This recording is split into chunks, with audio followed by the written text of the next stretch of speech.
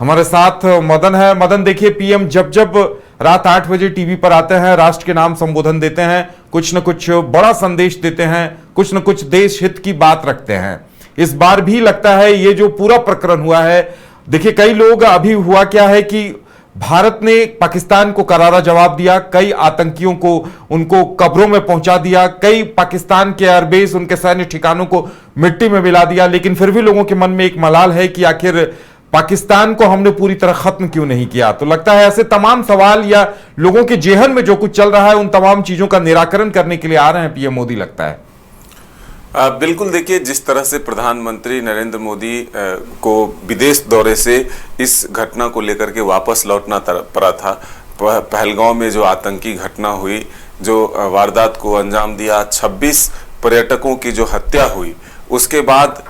एक तरह से देखें तो सख्त मैसेज देने का काम प्रधानमंत्री नरेंद्र मोदी ने बिहार की धरती मधुबनी से किया था। जब वो सभा को संबोधित कर रहे थे, उस वक्त वो अंग्रेजी और हिंदी दोनों में भाषण देकर के पूरी दुनिया को बताने की कोशिश किए थे कि आखिर आतंकवाद के खिलाफ जो हम बोलते थे वो अब करके दिखाएंगे, यानी कि आतंकवाद को खत्म करेंगे। लेकिन जो देखिए वर्तमान परिस्थिति बनी, उसके बाद सीधे तौर पर भारत की तरफ से जब जवाबी कार्रवाई शुरू हुई, आतंक को खत्म करने के लिए आतंकी के उस ठिकाने को नष्ट किया गया जहां उन्हें ट्रेनिंग दी जाती थी, जहां उन्हें रखा जाता था, जहां उन्हें संरक्षण दी जाती थी। 9 ठिकानों पर जब भारत ने पहली बार हमला किया तो उसमें आतंकी के आका भी मारे गए। लेकिन इसके बाद लगातार जो परिस्थितियां बनी कि पाकिस्तान की तरफ से भी ड्रोन भेजे गए, मिसाइलें छोड़ी गई, लेकिन भारत की मजबूत सेना के जवानों ने और टेक्नोलॉजी ने उसका करारा जवाब दिया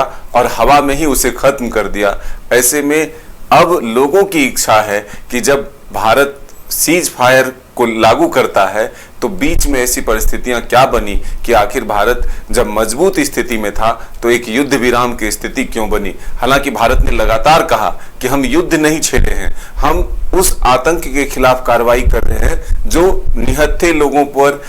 जो पर्यटक थे उस पर, उसकी जो बर्बरतापूर्ण हत्या की गई है उसका बदला ले रहे हैं। एक योजनाबद्ध तरीके से हम आतंक को खत्म करना चाहते हैं। लेकिन अब जब लोगों के मन में ये सवाल है कि प्रधानमंत्री कुछ बोलें, आखिर ऐसी क्या परिस्थिति बनी। विपक्ष के तरफ से ये मांग लगातार किया जा रहा है कि एक सर्वदलीय बैठक बुलाई जाए, संसद का एक विशेष सत्र बुलाया जाए और पूरे देशवासियों को ये बताया जाए कि आखिर कौन सी ऐसी परिस्थिति बनी कि ये फैसला लेना पड़ा। लेकिन डीजीएमओ की जो बैठक 12 बजे होनी थी वो भी शाम को होने वाली है, तो डीजीएमओ की बैठक में ये तमाम चीजें तय हो जाएंगी, शर्तें भी तय हो जाएंगी, उसके बाद ही लगता है पीएम मोदी राष्ट्र के सामने आ रहे हैं। बिल्कुल, देखिए, जो चीजें निकल कर सामने आई है कि जो मध्यस्थता की बात आई, एक तरह से दोनों तरफ से जो कार्रवाई चल रही थी वो जो रुका, सीज फायर का जो बात आया सामने, उसके बाद ये कहा जा रहा था कि भारत कई शर्त जो है पाकिस्तान की तरफ से रखा है उसको मान करके ये सीज फायर का जो है एक तरह से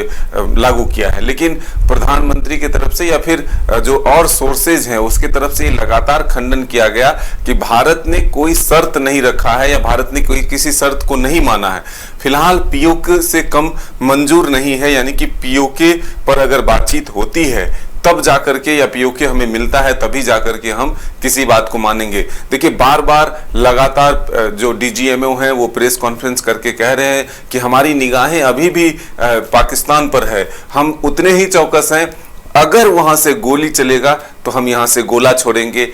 तीनों सेनाओं को फ्री हैंड दिया गया है कि वो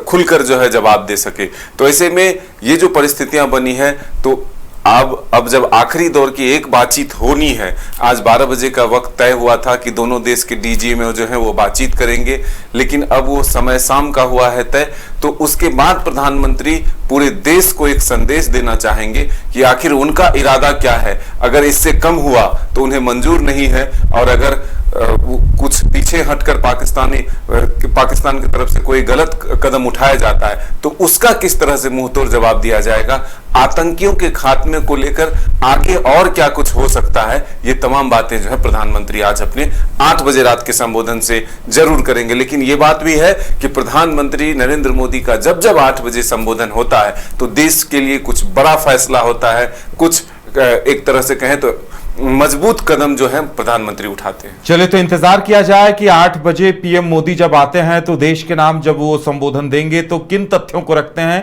क्या बातें बताते हैं, हर किसी को इसका इंतजार रहेगा।